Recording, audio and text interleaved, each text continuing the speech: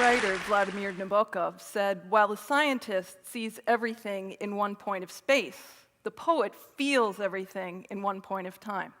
We've been hearing a lot from engineers, technologists, business people, scientists, and the poetic voice is really exploring the same thing as the scientists. We're coming at the same exploration from two different sides. And what is that exploration? The exploration to understand how the cosmos works and humanity's place and trajectory through it. So we're going to share in this session a framework for this exploration. And that framework is called the ultimate expedition of evolution through energy. In the ultimate expedition of evolution through energy, humanity is on a shared evolution trek. We have stories and examples of this throughout history.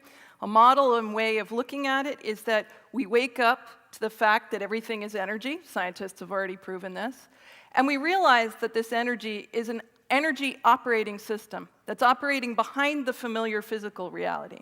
And that if we plug into this energy with its laws and understand how it works, we can do things in a completely different way. So this framework of understanding is that every single one of us as a human being is on a path from being energy asleep to energy awake, to energy active, to energy adept. And we're going to take this expedition in this session, we're going to take a grand tour of the ultimate expedition through poetry, visual art, and music. So there are 4 poems that I'm going to share that I wrote for this event. The first one maps to mind, and this is actually the energy asleep phase, when we think we're the center of the universe and we think that the mind is the highest tool we have. Then poem 2 is about mystery, and it's when we start moving into the mystery of who we are as beings of energy living in an energy operating system.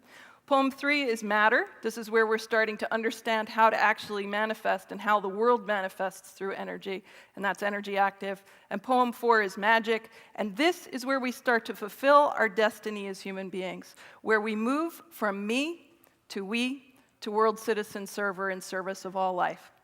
Each poem is accompanied by an original piece of artwork that I did after I wrote the poem to capture in visual form the essence and energy of the poem. So let this be a contemplative meditation, if you will, and let us trek the ultimate expedition of evolution through energy to plug into the magic of who we really are.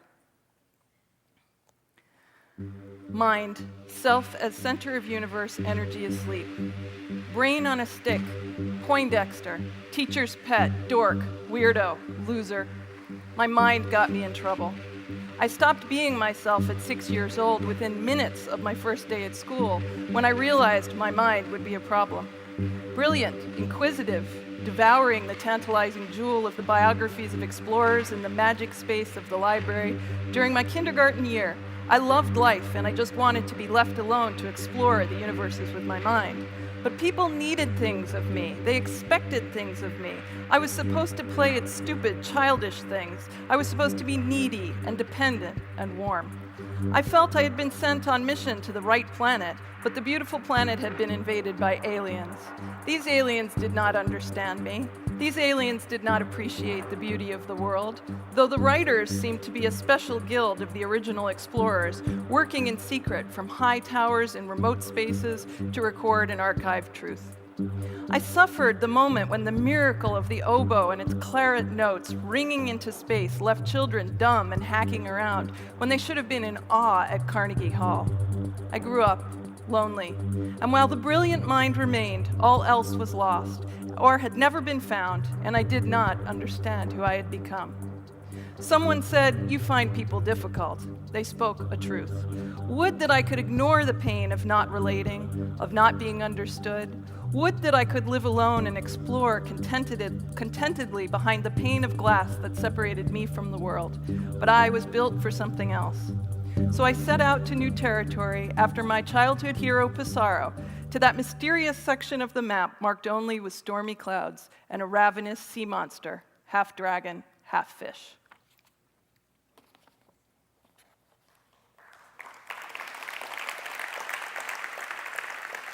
Mystery, self as emotions in chaos, energy awaking. I have gone off the map. I find myself in foreign land, the sky is black and gray, swirling with storms. All I can think of now is the scene in The Matrix when Morpheus has brought Neo into the construct and shows him what the physical world actually looks like, a nightmare in black and white and lightning.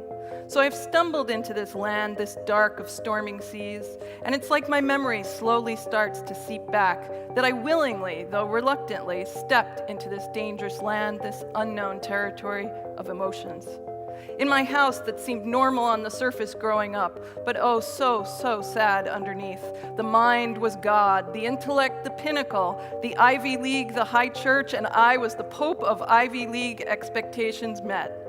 Treated as a grown-up when I was still a child, I wanted to be respected, to be understood, to be able to be earnest and serious, but none of us foresaw the price. Intellectual genius, emotional bonsai mistake, stunted and twisted and all wrong. My sister was fine being her own person, never caring what others thought, but my territory was torture. Desperate to connect, unequipped to do so, no vocabulary, no instinct, doing everything wrong and not understanding what made it wrong.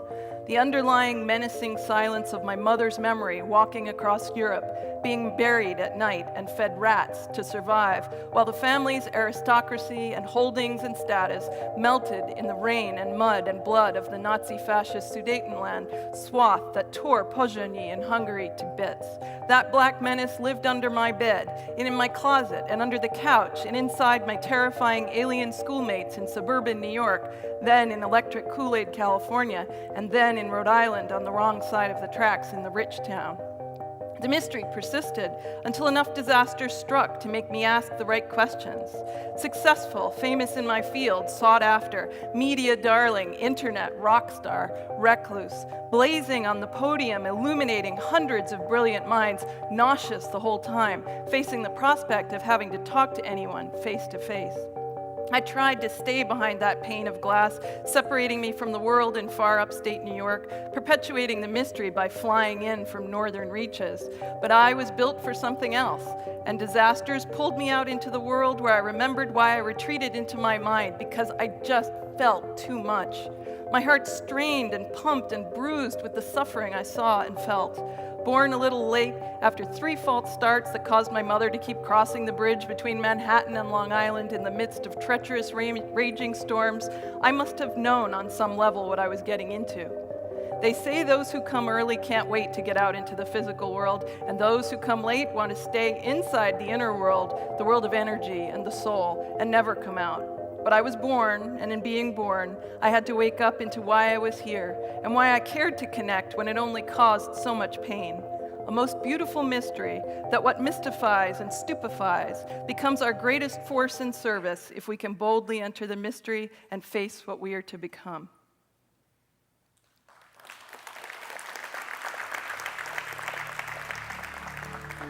Matter, balance in form, energy active. And this is a haiku, which is a multi-verse haiku, and if anyone wants to know why I chose this form for this piece was related to matter, you can ask me afterwards. I land, crash on rocks. Rocky shore embraces me. Seen beyond desert. Nothing, only null. Into the desert I go to return empty. Blinded by the sun, torn inside, I forget all. Self, I burn away. I die, and then wake. I is now we, born to serve. New blueprint in form. Good, I radiate. Beauty, I live to create.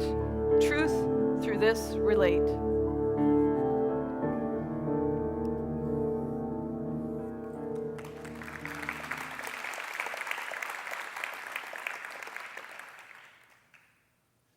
Magic, in service revealed. Energy adept. Their magic does exist, where physical meets energy and an expanded truth known, where synchronicity unfolds and divine mathematics revealed, where corner lifts on the carpet and inner workings shown, where wonder is a currency and jadedness repealed, where music is seen by all and colors heard in tone, where awe is sought in heroes and so success is sealed, where borders do not exist and passports are unknown, where right relations pervade, and fearless goodwill we wield, where the role of form we understand and death do not bemoan, where we exist beyond air and ground, in energy further afield, where our senses sing in service and the true conductor is known, where our real nature we do know and our illusion has been healed, where we live in greater evolving life and thus only good is sown, there does magic exist, divine emerged from behind the shield and humanity upon its throne. Thank you.